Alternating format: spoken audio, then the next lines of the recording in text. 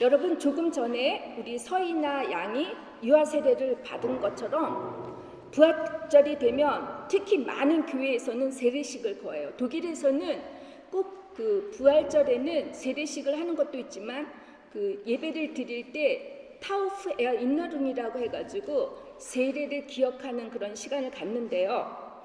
왜 부활절에 세례를 받는지, 도대체 부활과 세례가 무슨 연관이 있는지, 그리고 부활의 신앙인으로서 살아간다는 뜻이 무엇인지 오늘 이 시간 여러분과 함께 본문 말씀을 통해서 나눠보고 은혜 받는 시간이 되기를 원합니다. 부활이란 우리를 구원하시기 위해 예수님께서 십자가에 돌아가시고 사흘 만에 다시 살아나셨듯이 바울은 오늘 본문 말씀에 세례를 통하여 그리스도와 연합하여 하나가 되어 주님과 함께 죽고 주님과 함께 다시 살아나는 것이라고 했습니다. 주님이 부활하셨듯이 우리도 새 생명으로 다시 살아난다는 것이 세례라는 거예요. 세례를 뭐라고 그랬죠? 밥티스무스. 밥티스테나면 물에 잠수하다. 그래서 침례교회에서는 이 세례를 침례라고 하는데, 그래서 우리 침례교라고 하죠. 그렇죠? 침례교인들은 실제로 세례를 받을 때 우리처럼 물로 잠깐 상징적으로 세례를 받는 것이 아니라 그냥 물속에서 한번 깊숙이 잠수를 하고 이렇게 잠수를 할 수 있도록 세례를 받습니다. 우리 어린이 친구들 세례를 받을 때 꼭 필요한 게 뭐죠? 물이죠. 그렇죠? 왜 물이 필요하지? 왜 물이 필요할까? 우리 주일학교 언니들 오늘 내가 잘못했다 다 앞에 앉혀가지고 얘기를 해야 되는데 엄마 옆에 앉아가지고 엄마 아빠한테 눈치 보는 거야. 내 말 잘못하면 야단 맞을까 봐. 여러분 부모님들 회개하셔야 돼요. 틀린 정답, 틀린 말은 하나도 없어요. 우리 아이들 입에서 나오는 답은 틀린 말이 하나도 없기 때문에 너네들 쫄지 말고 이제 씩씩하게 대답하는 거 알았지? 응? 야, 물속에 물이 잠기면 어떻게 되니? 잠수하게 되면. 잠수해봤어? 누가 수영할 수 있는 사람? 수영 다 못해? 지우야 너 수영할 줄 알지? 그래, 수영할 줄 알아. 하림이 수영할 수 있어? 근데 왜 손을 안 들어? 아빠가 눈치 줘서? 그렇지. 그래. 자, 그러면 물에 들어가서 숨 쉬면 어떻게 되니? 물속에 들어가서 숨을 쉬면 어떻게 돼? 물이 어떻게 돼? 코로 들어가지. 근데 코로 들어가기만 하니 더 있으면 그 물이 어디로 들어가? 폐로 들어가지. 그럼 어떻게 되지? 물속에 들어가면? 숨을 안 쉬면? 죽지. 그래서 물속에 들어가서 절대로 하지 말아야 되는 게 산소통이 없으면 어떻게 해야 되냐면 숨을 쉬면 안 돼. 그치? 살려면. 근데 산소통 없이 너네들 숨 얼만큼 쉴 수 있어? 목사님은 내가 계산해 보니까 한 40초는 물속에서 숨을 쉴 수 있을 것 같은데 1분을 나는 못 넘길 것 같아. 우리가 숨을 쉬지 못하면 죽지, 그치? 물속에서도. 근데 놀라운 거는 물속에서 숨을 쉬면 죽어, 그치? 산소통 없이 물이 폐로 들어가니까, 그치? 또 물속에서 숨을 쉬지 않아도 죽어, 그치? 숨 막혀가지고. 물로 세례를 받는 이유가 첫 번째는 죽기 때문이야, 물속에는. 근데 진짜로 죽는 게 아니지. 세례 받을 때 물속에서 죽으면 어떻게 되냐, 그치? 우리가 침례교와는 달리 물로 세례를 주는 거는 물속에 들어가는 건 상징적인 거야. 내가 하나님을 알기 전에 그거를 옛사람이라고 불러요. 이런 옛사람으로 살았던 모습들이 있어요. 변하지 못한 못된 성품, 엄마 아빠한테 받은 그 못된 성격들이 있어. 인격들, 그치? 고집들이 있어. 그 삐뚤어진 잘못된 인격이나 가치관들이 있는데 이것들 모두가 물속에 들어감으로 해서 나는 죽는 거예요. 옛사람이. 어떤 친구는 그럴 거예요. 아니, 나는 엄마 아빠 뱃속부터 나는 하나님을 믿었는데 나는 그러면 옛사람이 아니지 않느냐고. 그런데 우리는 태어나면서부터 엄마 아빠가 받았던, 그의 엄마 아빠로부터, 그의 아빠로부터 계속 받았던 못된 것들이 있다라는 거예요.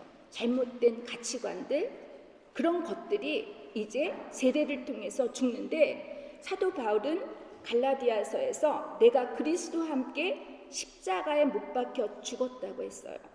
즉 세례를 받는 것은 이처럼 나의 옛사람인 모습을 주님의 십자가에 못을 받고 주님과 함께 죽겠다라고 결단하는 게 세례입니다. 주님도 죽고 다시 살아나셨듯이 이제 세례를 받고 물속에 한번 잠겼다가 죽어서 다시 건져내면은 살아나듯이 우리도 다시 살아나는 것, 이것이 부활이라는 거예요. 사도 바울은 이렇게 주님과 함께 죽은 사람은 이제부터 내가 사는 것이 아니지만 오직 내 안에 그리스도와 함께 사는 것, 다시 말해 주님께서 다시 살아나신 것처럼 나도 이제부터는 새로운 피조물로 다시 태어났다는 것. 그래서 앞으로 내가 살아갈 때 주님과 함께 주님을 위해서 살겠다라고 고백하는 것이 세례인데, 오늘 우리 이나는 어린아이예요. 그렇죠? 어린아이기 때문에 내가 원하지 않아서 부모님이 예스 했는데 내가 어떻게 하냐고 하는데, 그렇기 때문에 우리 개신교에서는 입교식이라는 게 있어요. 콘퍼마지온이라고 하는데, 이 콘피르마지온, 콘피르마테를 라틴어로 나는 세례를 내가 입으로 내가 증거한다. 내가 이거를 베슈테디게는 뭐라 그러죠? 응? 확인, 증명시킨다라는 거로 세례를 받게 돼요. 근데 아직도 많은 교단에서는 유아 세례를 허용하지 않았고, 이 유아 세례를 하느냐 마느냐로 해가지고 루터가 종교개혁을 하고 나서부터 켈빈이나 이런 사람들 엄청나게 싸우죠. 그래가지고 또 개신교가 갈라지기도 하고, 아직도 침례교에서는 유아 세례를 거행하지 않습니다. 사도 바울은 이렇게 주님과 함께 사는 사람들, 이제 내가 사는 것이 아니라 주님께 살았다라는 것. 그래서 세례는 다시 말해 나의 옛사람이 죽고 이제 주님의 자녀로서 다시 새롭게 태어나서 이제 죽어도 죽지 않는 거예요. 영원까지 살 수 있다라고 하는 것이 이 세례, 물의 표시인 거죠. 세례를 받고 난 사람이 한없도 변하지 않고 여전히 옛사람의 모습으로 사는 것은, 여러분 진정한 세례를 받았다고 할 수 있을까요? 없을까요? 없죠. 저도 옛사람이 올라옵니다. 세례가 물과 연관이 있다는 두 번째 이유는, 물 없이는 어떤 생명도 살 수 없는 것처럼 생명의 원천이신 하나님 없이는 우리가 살 수 없다는 것을 인정하는 거예요.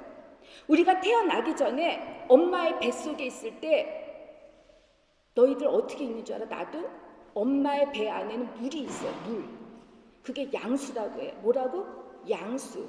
프룩트바서라고 하는데, 이 양수는 태아를 외부의 충격으로부터 보호해줘. 그러니까 예를 들어 엄마가 넘어졌어. 그러면 아이가 죽을 수가 있잖아. 그치? 뱃속의 아이가. 물이 보호해주는 거야.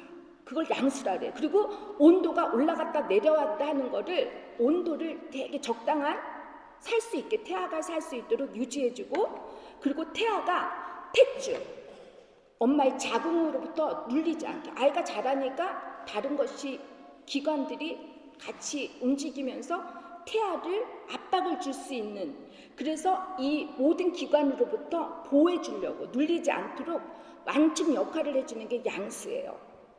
모든 생명이 있는 것은 동물뿐만이 아니라 우리 인간들 역시 이렇게 태어나기 전부터 물이 필요했어요. 당연히 태어난 후에도 물이 없이는 하루가 살 수가 없죠. 하루도 살 수가 없는 존재죠. 여러분, 제가 이를 위해서 무엇을 갖고 왔어요? 우리 어린이들 다 볼까요?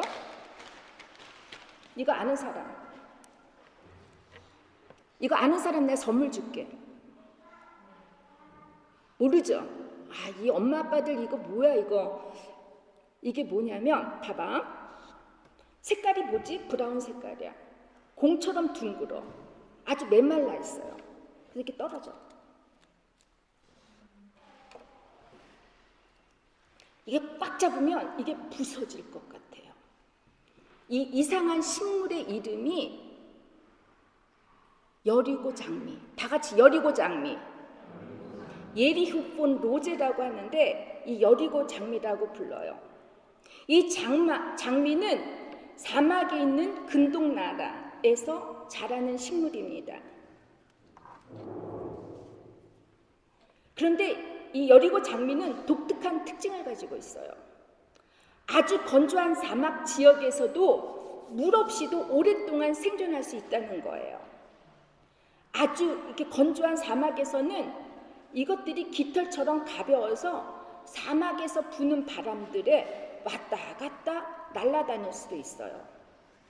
그런데 물이 조금만이라도 닿기라도 하면 어떤 기적이 일어나요.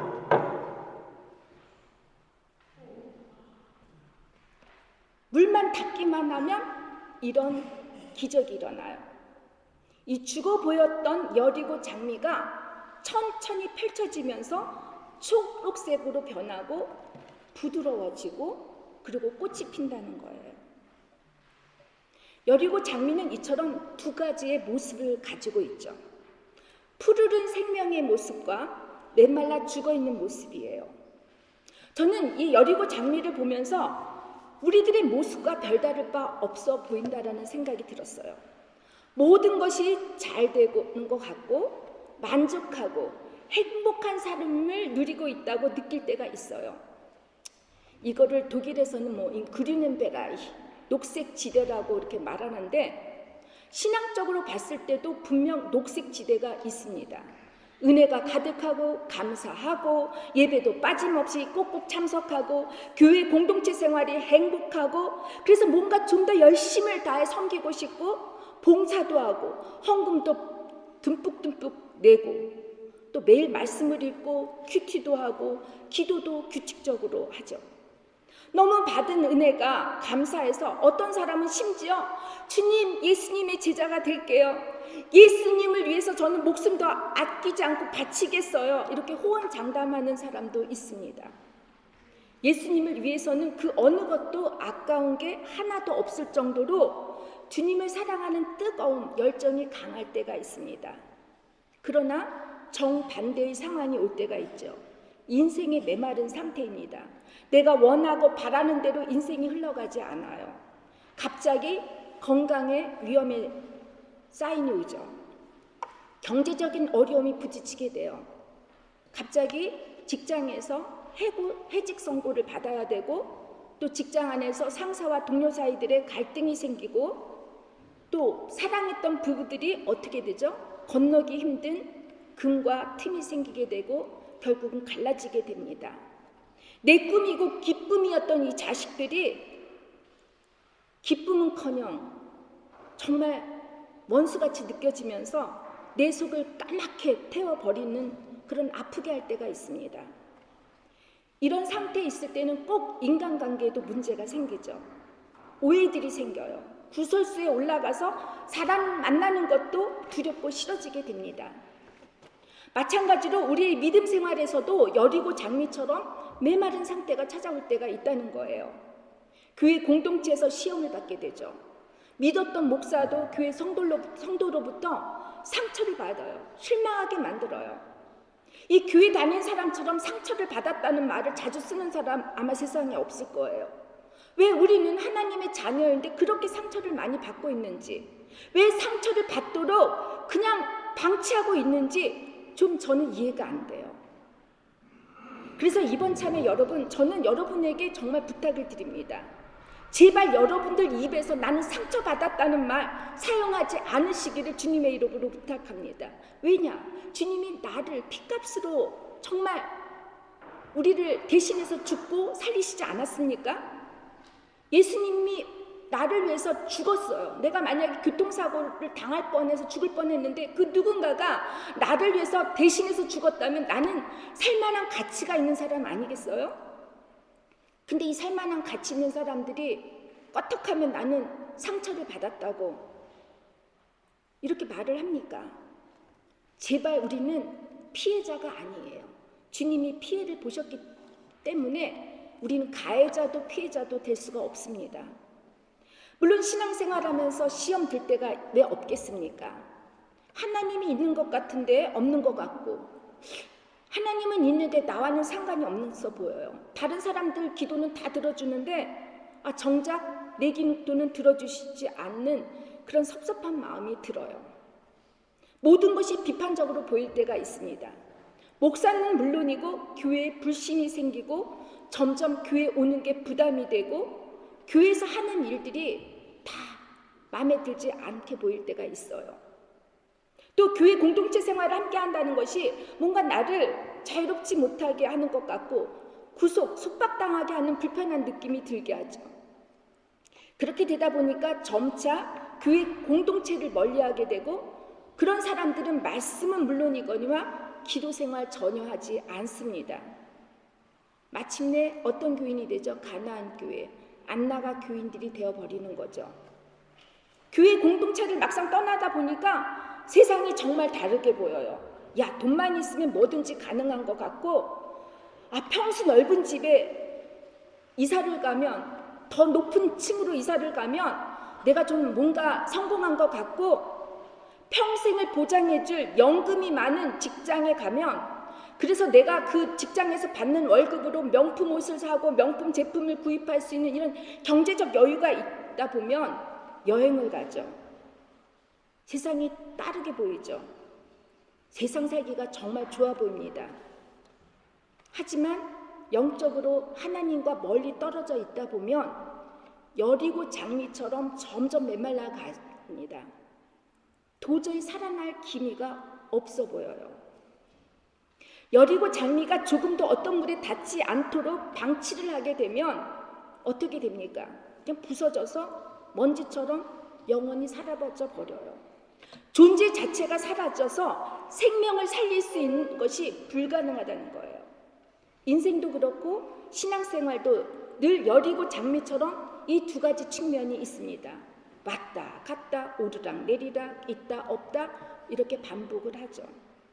그런데 하나님의 은혜를 한 번만이라도 체험했거나 느꼈던 사람들, 깨달았던 사람은 그리고 진심으로 세례를 받은 사람들은 이 건조한 상태에서 못 견딥니다. 반드시 생명의 물을 찾으려고 해요. 이에 대해 시편 기자는 시편 63편에 이렇게 말씀을 해요. 하나님이여 주는 나의 하나님이시라. 내가 간절히 주를 찾되 물이 없어 마르고 황폐한 땅에서 내 영혼이 주를 갈망하여 내 육체가 주를 앙모하나이다. 영혼의 목마름 견딜 수 없어요. 그래서 그는 주님의 권능과 영광을 보기 위해 성소 안에서 주님을 바라봤다고 합니다. 육체도 마찬가지지만 영적 메마름에는 반드시 물이 필요해요. 이 물이 누구죠? 바로 생명을 주시는 분. 누구입니까? 누구죠? 로아? 크게. 더 크게. 예수님. 맞아요. 예수님이시죠. 예수님께서는 요한복음 4장에 그 수가성 우물가에 있는 여인, 이방인 여인에게 이렇게 말씀하시죠. 너가 필요로 하는 이 물을 먹는 자마다 다시 목마르지만 내가 주는 물을 먹는 자는 영원히 목마르지 아니하고 그 속에서 영생하도록 솟아나는 샘물이 되겠다고 하셨습니다.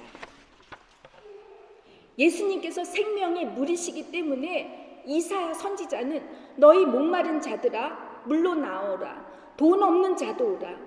너희는 와서 사 먹되 돈 없이 값 없이 와서 포도주와 젖을 사라고 하셨습니다. 공짜 좋아하는 사람들은 쥐약도 공짜로 주면 먹는다라고 할 정도로 공짜를 좋아하는데 주님께서 공짜로 물을 주겠다라는 거예요. 그래도 안 노는 분들 이거 진짜 문제 아닙니까? 때문에 우리는 메마른 신앙 상태에 있을 때 어떤 믿음의 위기가 찾아왔을 때 언제든지 어느 때든지 물이신 예수님과 컨택만을 갖게 되면 이 여리고 장미처럼 다시 살아날 수 있다는 것입니다. 믿습니까? 여기에 우리들이 분명히 알아야 할 것이 있어요. 신앙인들 중에 대부분의 많은 사람들은 부활하면 종말론적으로 생각하는 사람들이 있어요. 야, 우리가 육체적으로 죽었다가 세상이 다 끝나면 종말이 되면 내가 다시 죽었던 내 몸이 살아나서 이제 부활을 한다라고 이렇게 믿죠. 그래서 예전에, 지금도 마찬가지예요. 믿는 사람들 중에서는 화장을 안 하려고 해요. 내가 화장을 하면 다 태워서 존재 자체가 다 없어질까봐, 그래서 부활하지 못할까봐 화장을 안 해지. 그리고 중세시대도 그랬고 종교개혁 시대에도 믿는 사람의 가장 무서운 벌이 화형시키는 거예요. 죽이는 거예요. 왜냐하면 이들은 다시 자신들이 부활할 것이라고 믿었기 때문이죠. 여러분, 부활한다는 것이 뭐죠? 사람들은 죽고 나면 어떻게 될지 궁금하지 않습니까? 이에 대해 사도 바울은 마치 씨와 같다라고 했어요. 씨를 뿌리면 새싹이 태어나고 꽃이 피고 나무가 되고 열매를 맺고 가을이 되면 잎이 지는 것처럼, 씨라고 하는 본질은 같지만 모습이 다른 것처럼 죽은 사람들의 부활의 모습도 다르게 변화된다라는 것이죠. 우리가 육체적으로 죽고 나면 부활의 새로운 생명의 모습으로 다시 살아난다는 거예요. 그러면 부활의 믿음이 진정 우리 죽음 이후에서만 이루어진다고 봅니까? 대부분 세계의 대종교들, 그리고 많은 미신 종교들도 다 내세지향적이죠. 죽음 그 너머에 관심을 많이 가졌습니다. 모두가 죽음 이후에는 천국이나 지옥 같은 게 있다라고 믿어요. 모두가 지옥을 가지 않으려고, 천국에 가려고 미신 믿는 사람들은 신을 달래서 신이 원하는 것을 해주고, 그리고 원하는 걸 해준다면 본인이 원하는 것을 받으려고 하죠. 그리고 지옥 가지 않으려고 열심히 선한 마음으로 착하게 살려고 합니다. 또 어떤 분들은 부활이 무슨 마치 회복하는 것냥 오해하시는 분들이 있어요. 예를 들면 영육간에 아프거나 지쳐있던 사람이 다시 성령의 힘을 받고 건강해서 기운이 나거나 에너지가 솟아나면 이것을 부활이라고 믿는 분들이 있는데 절대 아닙니다. 부활의 신앙은 여러분, 지금 여기 이곳에서부터 새로운 존재로 예수님의 성품과 인격을 닮은 사람으로 변하는 것이에요. 하나님의 새로운 존재로 다시 태어나는 것이죠. 이것을 신학적인 용어로 거듭남이라고 말해요. 아노떼라고 하죠.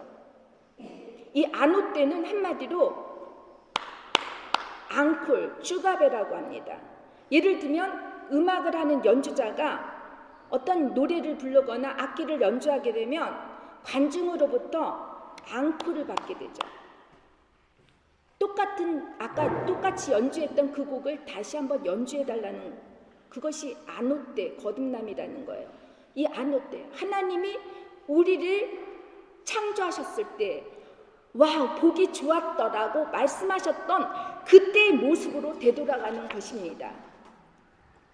근데 세례를 받은 사람이나 거듭남, 중생이라고 할까요? 이렇게 체험한 사람들이 변함없이 하나님의 창조하셨던 그 모습으로 돌아가서 죄짓지 않고 잘 살 수 있을까요? 저도 그렇지 않아요. 제가 우리 오늘 부침개를 하려고 제 친구, 독일 친구가 정원에 베얼라우가 뭐죠? 한국말로? 명이나무를 정원에 심었다고 경이 너 와서 가져가라는 거예요. 그래서 야, 내가 이제 바빠 죽겠는데 그래도 명이나무를 가지러 간다고 여기 와서 뭐 캘 수는 없으니까 제가 명이나무를 가지러 이제 갔어요. 정원에 가기 전에 이제 배를 눌렀더니 물을 딱 열어가지고 야, 나 명이나무를 가지러 왔는데 좀 줄 수 있겠니 했더니 경이 자기네들 지금 바쁜데 어떻게 된 거냐고. 그래서 야, 나 명이나물만 가지고 갈게 그랬더니 이 친구네 집이 엄청나게 크거든요, 정원도. 그랬더니 야, 오늘 저녁 때 자기네들 어디 자기 딸한테 가야 된대요. 그러면서 하는 말, 자기네들이 이사를 준비한다는 거예요. 야, 너네들 이사가? 그랬어요. 그랬더니 그 라인강에 그 멋있는 정경에 보이는 집 한 채를 샀다는 거예요, 작은 집을. 그래서 어머, 너는 그럼 이 집을 팔고 가니? 그랬더니 아니래요. 세컨드 하우스를 산다라는 거죠. 그래서 그럼 작겠구나 했더니 100평이 넘는다는 거야. 속으로 야, 나는 뭐지? 왜 그런 생각 안 갖게 돼요, 그죠? 이렇게 저도 목사이지만 무너질 때가 있어요. 그래서 우리 주님께서는 너희들은 물과 물로만 거듭나는 게 아니라고, 성령으로 거듭난다라고 했어요. 세례에 물을 사용하는 세 번째 이유는 죄의 회개와 용서함을 받았다는 것을 나타나기 위함이죠. 물은 깨끗이 씻어줘요. 그렇죠? 아침마다 샤워하죠. 세수 안 하면 어떻게 되죠? 더럽죠. 더러운 것을 깨끗이 씻어주듯이 물로 세례를 받는 것은 하나님 알기 전에 지었던 나의 모든 죄, 하나님을 알지 못해서 그리고 믿지 못했던 그런 죄들, 그것으로 인해서 계속 짓는 죄들을 깨끗이 씻어준다는 거예요. 우리가 세례를 받으면 죄를 짓지 않고 살아야 하는데, 그리고 회개함과 용서함을 받으면 더 이상 죄를 짓지 말고 자유롭게 살아야 되는데, 그렇게 됩니까? 계속해서 똑같은 죄를 반복해서 짓죠. 물로만 거듭나지를 못하니까 주님께서는 성령의 거듭남을 받을 수 있다고 하셨습니다. 성령의 도우심이 필요하다는 것이죠.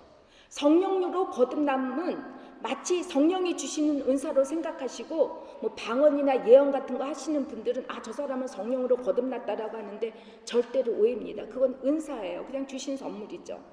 성령의 도우심이, 성령의 동행하심과 인도하심이 우리가 하나님을 닮게 만들도록, 예수님이 가셨던 그 길을 따라가도록 돕는 것이에요.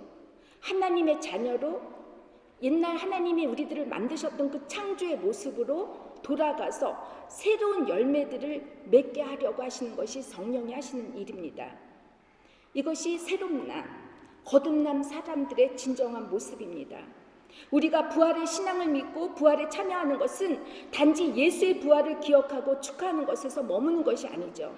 내 모습이 변해 있는지, 지금 내가 주님의 성품으로 바뀌어 있는지, 성령의 도움으로 새롭게 거듭난 삶을 살고 있는지, 지금 부활절을 맞이해서 여러분의 신앙 생활을 점검하라는 것이에요. 그리고 세례를 받은 이들은 부활신앙 갖고 있죠? 주님께서 뭐라고 했어요? 내가 세상 끝날까지 너희와 항상 함께 있을 것이라고 말씀하셨어요. 그리고 주님의 명령이신 예수의 부활을 증거하라고 하셨습니다. 예수님이 살아나셨다고, 참으로 예수님이 부활하셨다고 주위 사람에 알리는 것이에요. 가장 미천하고 연약했던 여인들, 법정에도 쓸 수 없는 인간으로 생각지 못했던 그 여인들이 주님을 사모하는 그 마음, 주님이 죽으셨다 해서 너무너무 속상해서, 그럼에도 내가 무덤에 가서 주님의 시체에 내가 향유를 바르겠다고, 그렇게 그 사랑, 그 여인들을 통해서 하나님은 그들에게 부활의 예수님을 보여주셨습니다. 근데 그 여인들이, 그렇게 미천한 여인들의 입술 속에서 예수님은 다시 살아나셨다고, 부활하셨다라고 이렇게 고백을 하죠. 여러분, 저는 이 시간 여러분이 조금이라도 주님을 사모하는 마음이 있다면 여러분 부활의 증인이 되시기를 바랍니다. 당연히 증인이 되기 위해서는 돌무덤 같은 방해 요소들이 많습니다. 그 돌무덤을 여인들이 옮겼습니까? 그렇지 않잖아요. 하나님께서 옮겨주시지 않았습니까? 여러분들을 방해하고 있는 모든 세력들을 주님께서 옮겨주실 것입니다. 믿습니까? 여러분, 이 시간 주님의 부활의 권능과 능력이 여러분의 삶을 새롭게 변화시키게 하시고, 거듭난 하나님의 자녀로 이 세상을 승리하시는 여러분과 제가 되기를 주님의 이름으로 축원합니다. 기도하겠습니다. 우리는 주님을 사랑한다고 합니다. 때로는 눈물도 흘리고 감사해서 주님의 제자가 되겠노라고, 주님과 함께 죽겠노라고 고백할 때도 있습니다. 그것이 위선이 아니라 진실에서 오는 우리들의 마음입니다. 그럼에도 불구하고 우리들은 늘 나에게 인생에서 무거운 돌무덤을 보며 이 돌무덤을 누가 치워줄까 걱정하는 저희들의 모습입니다. 하나님, 이제 우리의 부활의 신앙으로 하나님 물처럼, 이런 여리고의 장미처럼 우리가 어떤 상황에 있다 할지라도 주님, 생명에 대신 물이신 주님을 바라보며 늘 거듭난 삶의 신앙인들이 다 될 수 있도록 지켜주시고 인도하여 주시옵소서. 예수님의 이름으로 기도를 드립니다. 아멘.